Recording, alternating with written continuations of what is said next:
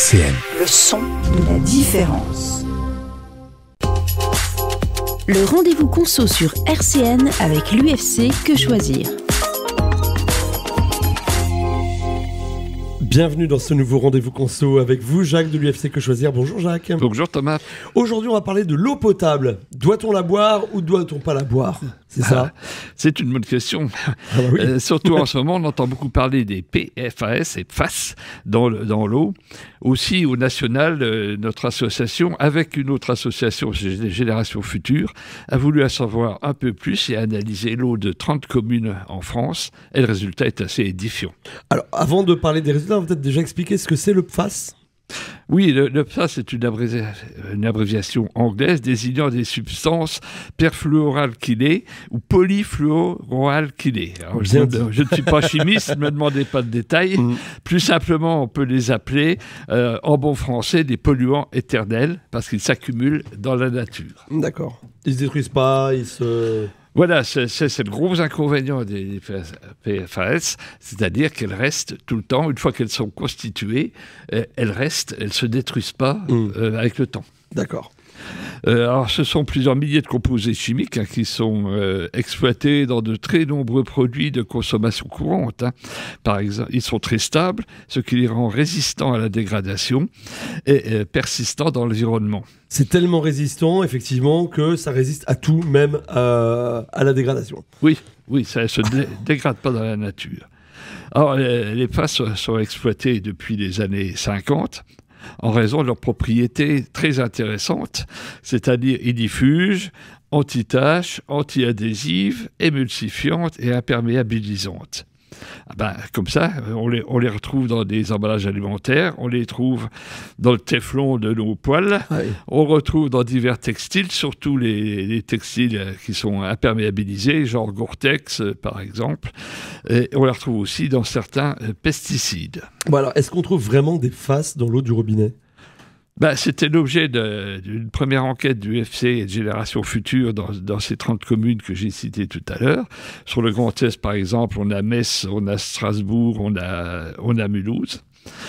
Et toutes contenaient en moyenne 6 sortes de molécules PFAS sur les 33 recherchées. Il n'y a que l'eau de Roubaix qui n'en contenait pas. Donc c'est pourquoi je ne sais pas, mais allez savoir. C'est une bonne nouvelle pour les habitants de Roubaix. Les habitants de Roubaix, voilà. On va aller chercher son eau à Roubaix bientôt. Et selon les normes françaises, en 2026, 20 PFAS ne devront pas dépasser au total 100 mg. C'est-à-dire le cumul des 20 PFAS qu'on va rechercher ne devront pas dépasser 100 nanogrammes par litre.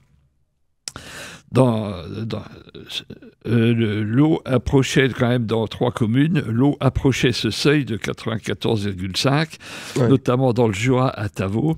Et souvent, on a constaté aussi que les communes sur lesquelles il y avait des productions des produits que j'ai cités, ou des emballages que j'ai cités, ou des habits, donc plus il y a de production de ce type de produits, plus on retrouve dans l'eau du robinet des PFAS. Donc il y a bien un lien entre l'industrie et l'eau du robinet.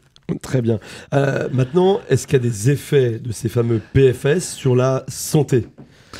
Alors, la science est de plus en plus sévère, avec un haut niveau de certitude quant à la toxicité des PFAS qui causent de graves problèmes de santé. Alors, les scientifiques, les médecins ont repéré des problèmes de maladies thyroïdiennes. Le taux de cholestérol peut être impacté, on peut avoir des lésions au niveau du foie, le cancer du sein peut être impacté. On constate aussi qu'ils peuvent agir sur le poids à la naissance, et on constate quand il y a un faible poids à la naissance, les PFAS sont souvent derrière. Et puis aussi l'hypertension qui peut être impactée, et aussi l'obésité également. Quand je vous entends, il y a vraiment des effets très importants sur la santé. Là, oui, pour le coup, oui.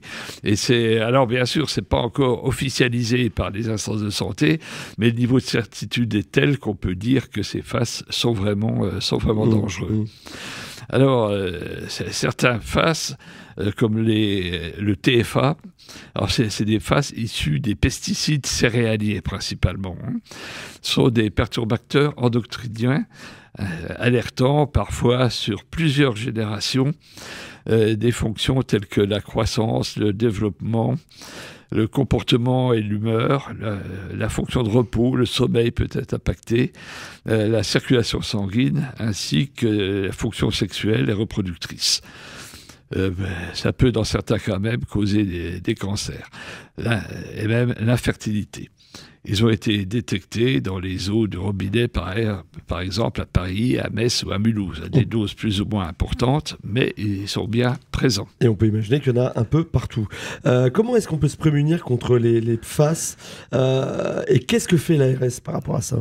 Alors, c'est vrai que l'Agence régionale de santé est chargée de contrôler l'eau de robinet.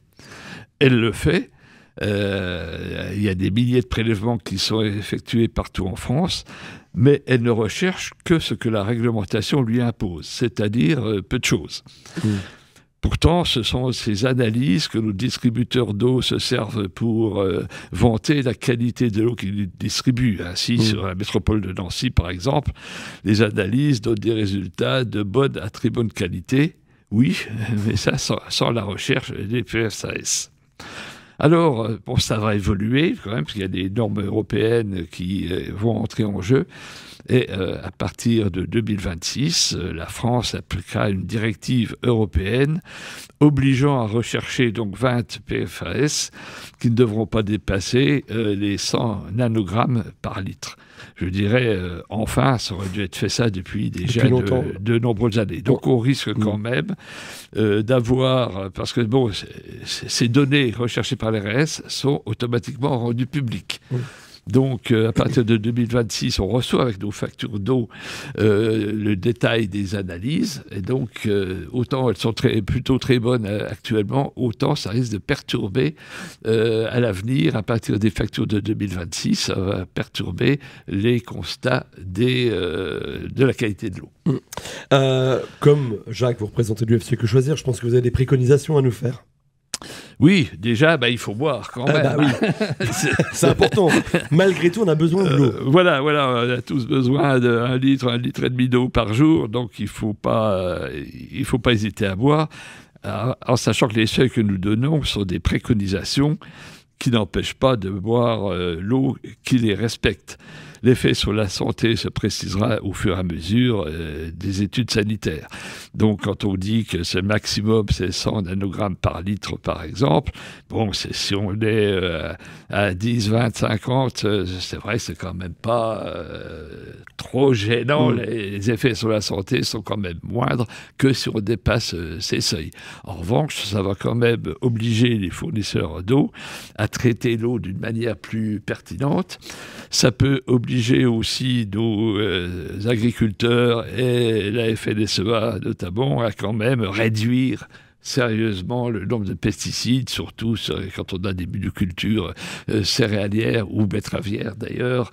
Là, c'est vraiment un point important et je pense que les Français, tout le monde, bon, les organisations, les associations à but écologique le font déjà, mais il faut vraiment que le gouvernement résiste aux pressions FNSEA notamment pour que ces pesticides soient vraiment interdits. Or, l'actualité, hélas, actuelle ne va pas trop dans ce sens-là. Donc, ce qu'on peut limiter, c'est la contamination par les PFAS via des produits usuel. Exemple, les poêles avec un revêtement anti-adhésif. C'est vrai que si vous avez des poêles revêtement anti-adhésif, faites attention. Si ce revêtement commence à se détériorer, les PFAS vont se multiplier et vous allez les ingérer automatiquement. Donc sans passer par l'eau, là, pour le coup. Là, sans passer par l'eau, oui, évidemment. Oui, bien sûr. Donc, c'est des objets quand même d'utilisation très quotidienne. Donc, il faut vraiment une poêle qui se détériore, par exemple. Bon, c'est un exemple important. Il faut la jeter. Et puis, on en trouve souvent dans les emballages des produits alimentaires. Donc, choisissez plutôt les produits alimentaires qui ont un emballage réduit au maximum.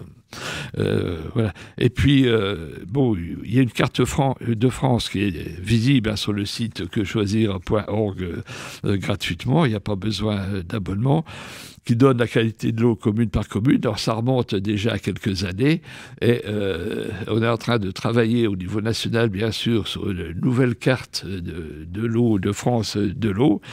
Et elle sera, je pense, visible à partir de la fin d'année, où là, les PFAS vont être intégrés. Donc, vous aurez intérêt, même déjà à présent, pour voir un peu ce que donne votre commune, mais surtout avec beaucoup plus de précision dans les mois à venir, à consulter cette carte, voir sur votre commune quelle est l'importance de la pollution de l'eau, et quitte à, pourquoi pas, prendre de l'eau minérale, alors uniquement pour la boisson, l'eau qu'on ingère, en sachant aussi que même l'eau minérale, il y a un scandale actuellement avec Nestlé, n'est pas non plus exempte de toute pollution. Donc voilà, il faut s'intéresser à la qualité de l'eau, il faut boire de l'eau, il faut savoir quelle est la qualité de l'eau qu'on consomme dans notre commune, et après on peut faire pression sur les fournisseurs d'eau, sur Veolia et autres, et sur son maire, parce que c'est quand même la mairie qui a un pouvoir aussi sur les fournisseurs d'eau, faire pression sur la mairie pour que la qualité de l'eau soit vraiment un enjeu qui soit bien pris en compte et qui vous permette à l'avenir de boire de l'eau sans discernement et sans contrainte. Très bien, merci Jacques pour tous ces conseils. Je rappelle que si bien sûr on a des questions, on peut évidemment s'adresser à l'UFC Que Choisir pour l'eau, mais aussi pour tout ce qui est consommation. Ça se passe comment, Jacques ? Il suffit de nous contacter ou de nous envoyer un mail ou de passer par notre site Nancy quechoisir.fr pour poser des questions, pour poser même des litiges que vous pouvez avoir, et on répond en général dans les 48 heures ouvrables à toutes les questions qu'on nous pose. Très bien. Et puis évidemment, si vous avez écouté qu'une partie de cette chronique, que vous voulez la réécouter en intégralité, vous le pouvez en allant directement sur le site www.rcn-radio.org. Merci beaucoup Jacques pour toutes ces informations sur l'eau et les PFAS. Et nous on se donne rendez-vous la semaine prochaine pour un nouveau rendez-vous. Bien sûr, avec plaisir. RCN, www.rcn-radio.org